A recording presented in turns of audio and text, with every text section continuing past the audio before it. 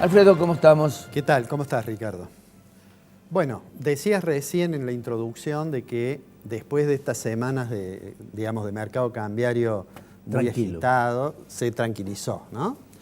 Habíamos comentado en un programa anterior que la decisión de controlar los agregados monetarios, en particular el compromiso del gobierno de no aumentar la cantidad de dinero en la economía, en algún momento iba a significar que la tasa de interés en el mercado interno fuese lo suficientemente atractiva para que los operadores no se fueran al dólar.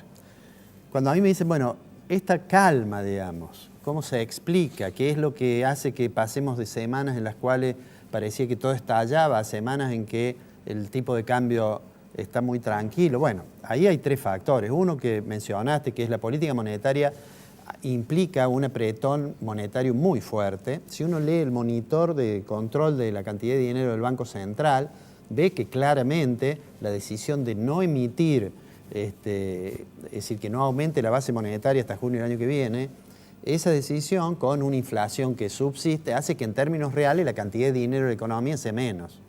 O sea, eso influye. Influye obviamente también el hecho de que el apoyo del Fondo Monetario en una magnitud en realidad sorprendente, seguramente hemos dicho, explicado, porque el gobierno de los Estados Unidos también se preocupa de que el fondo lo acompañe a Argentina. Estados Unidos es el principal accionista del fondo, tiene la cuota más importante del fondo de Estados Unidos. Digo, eso despeja, el hecho de que ya ingresaran fondos, eso despeja los temores de impago de la Argentina, los temores de default en el plazo, digamos, durante el año 2019. Pero quizás haya una razón política también, por ejemplo, esta influencia de Trump en las decisiones del Fondo Monetario Internacional, de ayudar a la Argentina, implica también una lectura política con lo de Bolsonaro en Brasil, es decir, sí. Trump no quiere precisamente eso, quizás, ¿no? Yo, la impresión que tengo, bueno, creo que el martes pasado hablamos algo sobre la elección de Brasil. Yo tengo la impresión de que es probable que el presidente Macri pierda cierto protagonismo en la región como consecuencia de la aparición del fenómeno de Bolsonaro. Así es. En una economía que, como mostramos en el programa pasado, Brasil tiene 4 o 5 veces el Producto Bruto de la Argentina. Es una economía realmente grande. De manera tal que digo, bueno, todo eso razonablemente nos lleva a esta situación de relativa calma, a lo cual hay que sumar la aprobación del presupuesto. En lo fiscal, los datos indican de que se va sobrecumplido la meta fiscal, o sea que, digamos, estamos en ese territorio de cierta tranquilidad. La pregunta relevante es, bueno, ¿con esto quiere decir que los problemas se resuelven? ¿Qué es lo que se puede esperar para los próximos meses? Nosotros adelantamos que el proceso de contracción del nivel de actividad era algo que se iba a verificar. Y aunque yo sigo sosteniendo que todavía no hemos visto el impacto pleno de eso. Sí. Cuando uno habla con los empresarios en Córdoba, percibe una situación muy heterogénea. Hay empresarios muy preocupados que han visto caer su nivel de venta de manera importante y hay otros que todavía no lo han percibido. Y hay un tercer grupo que, aunque cayó el nivel de venta, como sus costos, por ejemplo, los costos salariales cayeron en términos reales, en realidad les mejoró la rentabilidad, lo cual les hace compensar parcialmente la caída del nivel de ventas. Claro. Bueno, digo, eso es muy heterogéneo, pero digamos que lo natural sería que si se mantienen estas condiciones y el acuerdo con el fondo dice que la tasa de interés va a estar en el 60% hasta que se quiebre la inflación, de manera tal que uno debería esperar que los niveles de caída del consumo por caída del poder de compra de los salarios, la contracción, sea importante. A mí es lo que me preocupa, Alfredo. Es decir, cuando se resuelve el tema de la tasa de interés, ¿a dónde van a ir la plata?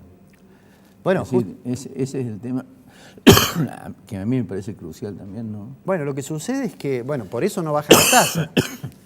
Van a ir bajando la tasa en la medida que las expectativas inflacionarias sean más bajas. Porque además siempre uno tiene que tener en cuenta que cuando yo digo que la tasa de interés es el 47% en un plazo fijo, la inflación de este año va a estar en 47%, o en 50 o en 45, digo. Pero ¿sí? Entonces,